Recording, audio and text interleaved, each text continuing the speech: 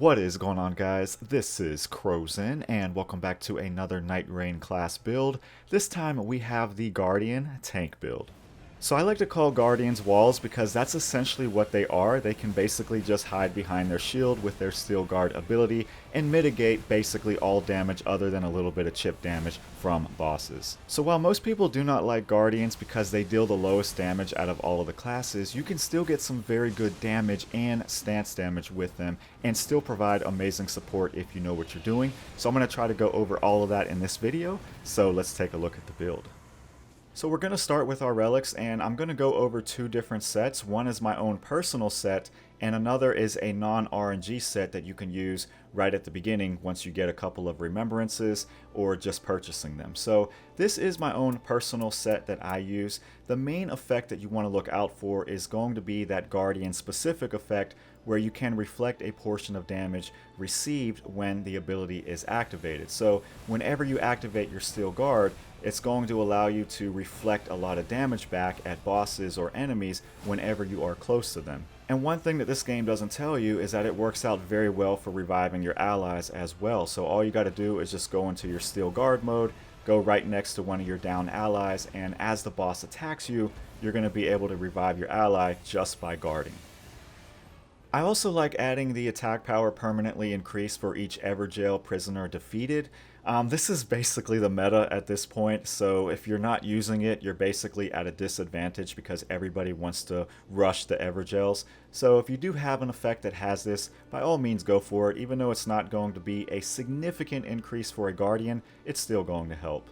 For my other relic, I have HP recovery from successful guarding, which is very good for a Guardian because you're going to be taking a lot of chip damage from your guard, especially on bosses, so this kind of mitigates that a little bit. The other effect will be the guard counter is given a boost based on current HP. Guard counters are one of your primary moves that you're going to use, especially on your halberds, because these can be charged and they deal amazing damage and stance damage. And I don't know the exact number of how much damage boost this is, but after doing a little bit of reading, it seems that some people say that this deals an additional 40% damage whenever you are at more than half HP on higher levels. For my last relic, I have two other powerful effects that you want to look out for, and this is going to be a Guardian specific effect where you get an increased duration for your character skill, meaning your Whirlwind ability. So what this will do is it'll make your Whirlwind last a little bit longer, and this works out so good for a lot of the regular enemies and bosses. It's not really going to do much for the Night bosses or the Night Lords, but for everything else, this is very powerful. Another nice effect here is the partial HP restoration upon post-damage attacks, and even though this isn't completely necessary, if you do manage to get hit or knocked down, you can actually just get back up and attack the enemy and you will restore a little bit of HP that way. Unfortunately, it will not work with chip damage that you take from your shield. And two other effects that I currently do not use but are very good is the Art Gauge charge from successful guarding. This is very powerful, especially since the Art Gauge can actually revive downed allies even with 3 bars. So if you do happen to find a relic with good RNG, then you can go for that one as well. I want to give a special mention of the physical attack up relic effect as well. This can be somewhat useful as it will increase the damage that you can reflect back with that reflect relic effect, so that's going to give you more damage on your Steel Guard ability. And for the non-RNG setup, you can just go with your Guardian's Chalice and go with the Cracked Witch's Brooch or the Witch's Brooch. You can get this from the Remembrance quest. That's going to give you that reflect damage back on the Steel Guard. You can also go with the Grand Luminous Scene, which you can purchase from the Collector's Signboard. That's going to give you the HP recovery and your Art Gauge charging up from successful guarding. And then the last one is just going to be a Stone Stake. You can also get this from the Guardian Remembrance quest, and that's going to give you that increased duration on your Whirlwind ability. And if you don't value the increased duration of your Whirlwind ability, which is about half of the Guardians that are out there, then you can just go with the Everjail relic that you can also purchase from the Collector's Signboard, and that's going to give you the increased attack power whenever you defeat the Everjail prisoners and give you that Stone Sword key at the start of your expedition. So now we can go over the best equipment and effects for our Guardian build here, and beginning with our weapons, the number one thing that you want to focus on is having at least one halberd, because the halberd will allow you to have charge guard counters, and that's going to deal significant stance damage to all enemies. You're also going to want to look out for weapons like heavy thrusting swords or thrusting swords because these can also poke while you have your shield out, and you got some very good ones like Bloody Hellas or Antspur Rapier that have status effects, and this kind of bridges the gap a little bit between your lack of damage and the rest of your party because you'll be able to deal bleed, frostbite, scarlet rot, and that's always going to be very strong for a guardian.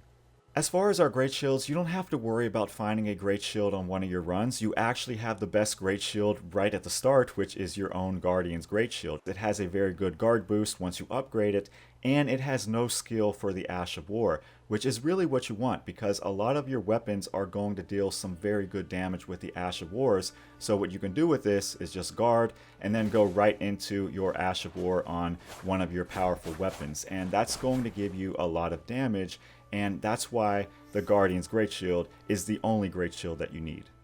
So an example of an ideal setup would be having one halberd for your charged guard counters, not only for the damage, but the stance damage, as well as having status effect weapons. So in this case, Cold Antspur Rapier and Bloody Hellas for the bleed. As far as our talismans, I like the Viridian Amber Medallion because I value stamina more than HP with a Guardian, so the Green Turtle Talisman also works out very well for stamina recovery. You can also settle for the Great Shield Talisman for improved guarding ability, which will be nice for your shield. The Crimson Amber Medallion also works well if you have nothing else because an increase to max HP is always nice. You can also visit the special merchants at these villages that sometimes pop up on your run, and they have two very good talismans that you can use, which are Erdtree's Favor as well as Dragon Crest Shield Talisman. I also like the Curved Sword Talisman for improved guard counters because guard counters are a Guardian's best ability, especially the charged guard counters from your halberd. As far as our dormant powers, one power that you always want to be on the lookout for is Guard Counters Activate Summoning Attack. This basically gives you Tibia summons whenever you use a guard counter. The nice thing about this power is that it deals a lot of stance damage and you don't even have to hit the enemy. All you got to do is just activate your guard counter and it will attack the enemy. You also have guard counters activate holy attacks, and you can settle for this one too, but it's nowhere near as good as the Tibia summons. The Giant Glint Blade is also very good because we're going to be hiding behind our shield a lot, so this is going to give us additional damage. Other regular dormant powers to be on the lookout for are going to be increased to maximum stamina or maximum HP.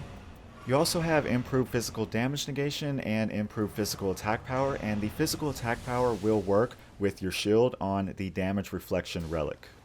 And if you have nothing else, then you can just settle for improved poise. As far as our weapon passives, the successful guarding ups damage negation is going to be the #1 passive that you want to look out for. You can also settle for taking damage boost damage negation because this works whenever you take chip damage through your shield. And the bubble that you get from successive attacks negate damage is also very nice, but you probably want a quicker weapon to use this with, like a rapier. Other nice weapon passives include improved guarding ability, improved guard counters, and successful guarding ups poise. And an underrated passive is actually reduced skill FP cost because a lot of our damage is going to come from Ashes of Wars. So for the last part of this video, we can just go over some general tips on how to become a better Guardian, and I want to discuss Steel Guard first because this is arguably a Guardian's best ability, and a lot of people say it's very clunky, but it's really not. It just takes a little bit of time to get used to, and I think the game does a very bad job at describing how to use Steel Guard. So I can't tell you how many times I did this when I started playing Guardian by holding down block and pressing B thinking that I was using Steel Guard.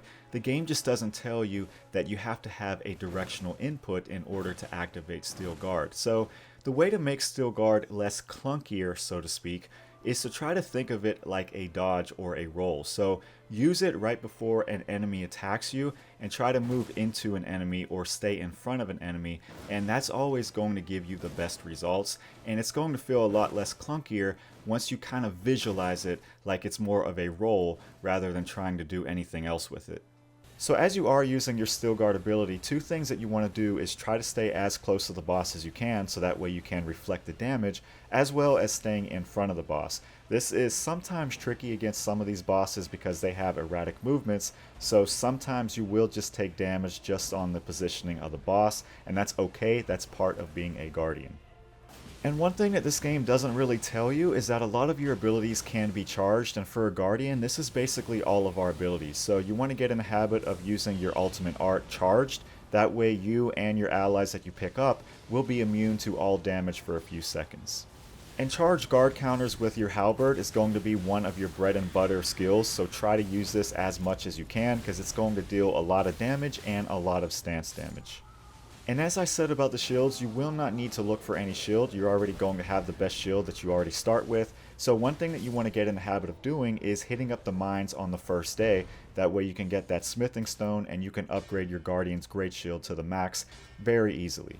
Also, try to utilize pokes whenever you can while you have your shield up, and this works out very well for rapiers because they hardly use any stamina.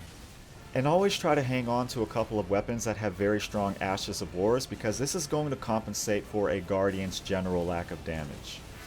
So thank you guys for watching till the end, and I hope you enjoyed this Guardian tank build, and I hope you learned a couple of things in the process. And yeah, even though Guardians are the least played class and a lot of people don't like to use them because they lack a lot of damage, you still can get very good damage, they still can be a very good support class, and you can stagger bosses like crazy with the charge guard counters. So thank you guys for watching again, and I will see you in the next video.